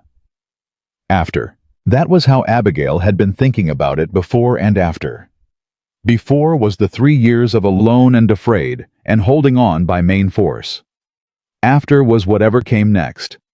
They rode home in the early evening, and the light was the particular gold that Wyoming evenings did in late summer. The kind that makes everything look like it was always supposed to be exactly this way. What will you do? Abigail asked. With the Cheyenne operation. I've been in contact with Greer, Everett said. He's been running the book side of things. The cattle contracts are solid. Those don't need me to be there to function. Briggs has been removed. There are 2 men I trust to manage the day-to-day. He paused. I've been thinking about restructuring, reducing the acquisition side significantly, focusing on what the operation does well and what I can stand behind. That's a large change, Abigail said. It's a necessary one, he said. I've known that for a while. They rode for a moment in silence. This ranch needs expanding, Abigail said. He looked at her. If Beaumont's properties are liquidated as part of the judgment, and they will be at least partially, some of the acquired land will come back to market, she said. The Creekland. The eastern parcel that the Boones lost. Possibly the Calloway property. She kept her eyes on the trail ahead. I want to bid on it. I want to give the families the first opportunity to buy back, and for the ones who can't afford to, I want to hold the land correctly. No fraud, no interference. Good water, open grazing, fair terms. Everett was quiet for a moment. You'd need capital, he said. I know that. More than you have. I know that too. Are you asking me something? He said. She looked at him sideways. I'm thinking out loud. You don't think out loud, he said. You think quietly, and then you speak when you've already decided. So I'll ask again. Are you asking me something? She held his gaze for a moment. I'm asking if you want to build something, she said. Something real. Something that's worth building and worth defending and worth getting up for at 5 a.m, 7 days a week. She paused. With me. Everett Caldwell looked at her on that road in the gold evening light, and his expression did not do the complicated thing it usually did. It went simple. It went clear. Yes, he said. It won't be easy, she said. I know.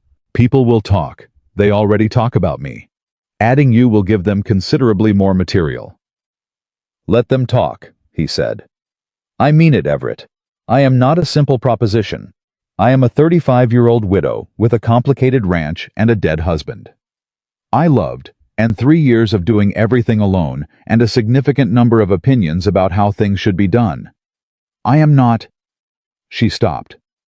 I am not what men who have your kind of money usually... Stop, he said. She stopped. I know exactly what you are, he said. I've been watching what you are for 5 weeks. I was in your bed for 3 days, and I've been in your barn since then, and I've worked this land beside you, and I sat in that courtroom and watched you hold together something that most people would have let fall apart. He paused. I know what you are, and I am telling you clearly that it is exactly what I want. She looked at him. She believed him. That was the thing. She believed him not because she was naive or hopeful or had stopped being the practical, clear-eyed woman she'd always been, but because she had watched him for 5 weeks, and she knew the difference between a man performing sincerity and a man who had arrived at it the hard way. All right, she said. All right, he said. All right, she said again, and there was a warmth in it this time that she did not try to cover. He smiled. A full one, not the almost smile she'd been collecting. The real thing.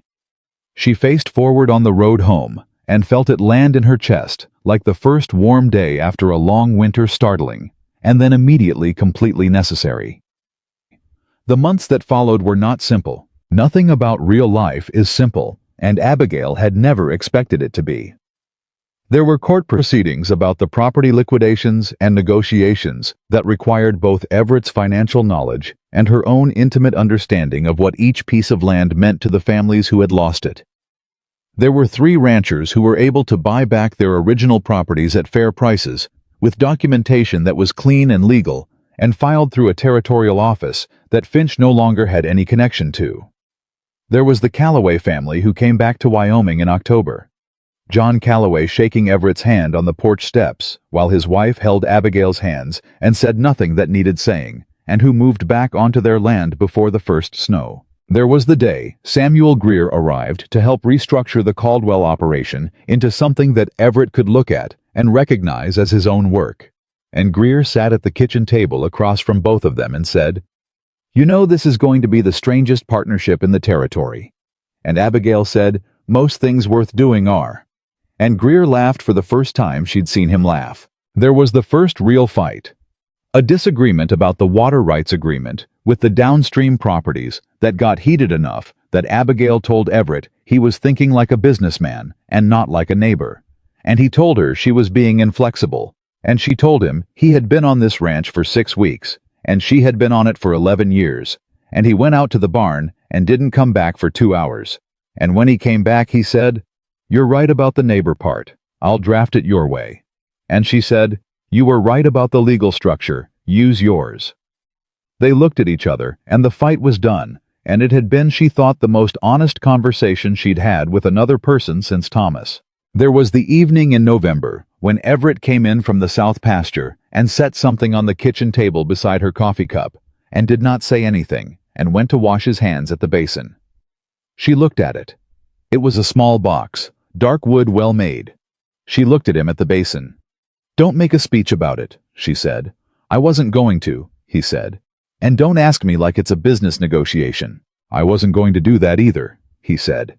He dried his hands. He turned around. He looked at her across the kitchen, the same table, the same woman who had pulled him off a trail and refused to let him die, and refused to take his money, and had sat across from him for weeks, becoming the most important thing in his life, so gradually and so completely that he couldn't identify the moment it had happened, only that it had. "I'm just asking," he said, "simply, as myself. Will you?" Abigail looked at the box. She looked at him. "Yes," she said. He came across the kitchen, and she stood up, and he put his hands on either side of her face. Those working man's hands, rough and warm, and he looked at her like she was the answer to something he'd been trying to solve for years. "I wasted a lot of time," he said quietly, "before you." "You're not wasting it now," she said. He kissed her once, gentle and certain, the way a man kisses someone when he means it to last. Spring came to the Mercer Ranch the following year, and it came like springs do after hard winters, sudden and almost aggressive in its insistence on growth, on the particular stubborn optimism of things that have survived long enough to come back. They were married in April. No large ceremony, that was Abigail's condition stated plainly, and Everett had agreed without argument, because he understood by then that the things Abigail stated plainly were not negotiable, and also were usually correct. The Prescotts came. Hester Boone came with her cousin Pete. The Callaways came, all of them, John Callaway standing in the yard, with the look of a man who was back where he belonged, and knew it. Widow Crane came with her peach preserves and her Winchester, and stood in the back with an expression that was as close to sentimental as Widow Crane was capable of getting, which was actually considerably close. Mulgrew came. He stood off to the side and held his hat, and looked like a man making peace with several things at once. Greer was there because Greer was increasingly simply there, which suited everyone. The ceremony was short and true, conducted by the same minister who had buried Thomas Mercer 3 years prior, who looked at Abigail when it was done with the particular expression of a man who has seen enough of human life to understand that its patterns are not always cruel, that sometimes the thing that breaks you is followed eventually by the thing that builds you back. Abigail Mercer. Abigail Caldwell. As of that afternoon, though she kept the Mercer in the ranch's name because Thomas had built it, and it would carry his name as long as it stood in her yard in the April light, with her husband's hand in hers, and looked at the people who had come, and felt the full weight of the moment. Not the lightness people describe at such occasions. The weight. The real, specific, hard-won weight of something that had cost a great deal and arrived anyway. Everett leaned close and said very quietly, "All right." She looked at him. "Better than all right." "Right," she said. The years moved the way years do, not gently but honestly, which is better. There were hard seasons, and good seasons, and seasons where the cattle didn't do what they were supposed to, and the water came late, and the legal business from the Beaumont case still required attention that was tedious and consuming. There was grief that didn't go away. Thomas was still in the walls of the cabin, and in the grain of the old oak desk, and in the pages of the Bible that still sat on the nightstand, and Abigail did not try to make that less than it was, and Everett never asked her to. There was the morning she found him sitting at Thomas's desk, going through old records, and looked at the scene from the doorway, and felt the two loves of her life occupy the same space without contradiction. The one who had built the ground she stood on, and the one who had chosen to stand on it beside her. There was the day, John Callaway's eldest boy, 16 and serious, and built like his father, came to ask if there was work on the ranch, and Abigail hired him before he finished the sentence. There was the letter from the Territorial Land Office, confirming that the corrected boundary surveys had been permanently recorded, and all fraudulent filings formally struck from the record, and the name Mercer restored to every deed that had carried it. She pinned that letter to the wall above Thomas's desk. She stood and looked at it for a long time. "He'd have put it somewhere more practical," Everett said from behind her. "He would have," she said. "But I'm not him." No, Everett said. You're not. She turned around. I was standing in this kitchen doorway with 2 cups of coffee, the same way she had stood in so many doorways with 2 cups of coffee in the years they'd been building this together, and she thought about the morning she had brought coffee to an injured stranger in her bed, and refused his money, and told him compassion was not a transaction, and she thought about how you never know standing at the beginning of something what the shape of it will be when you reach the other side. She took the coffee. She sat down at Thomas's desk. Everett sat across from her. Outside the ranch was doing what the ranch did, steady, alive, present. Cattle in the pasture, water running correctly, fences holding, the windmill turning without complaint. Hers. All of it fully and finally hers, and more than hers, because it was theirs, and more than theirs, because it carried the names and the work, and the stubborn love of everyone who had fought for it, and refused to let it fall. The woman everyone had overlooked had built something that could not be overlooked. The man who had arrived with everything had finally found the one thing he hadn't known he was missing. And the land beneath them, patient, indifferent, enduring, held them both without judgment and without condition, the way good land always does, the way the best things in this life always do. Not because they deserved it, because they had earned it. Every single day they had earned it.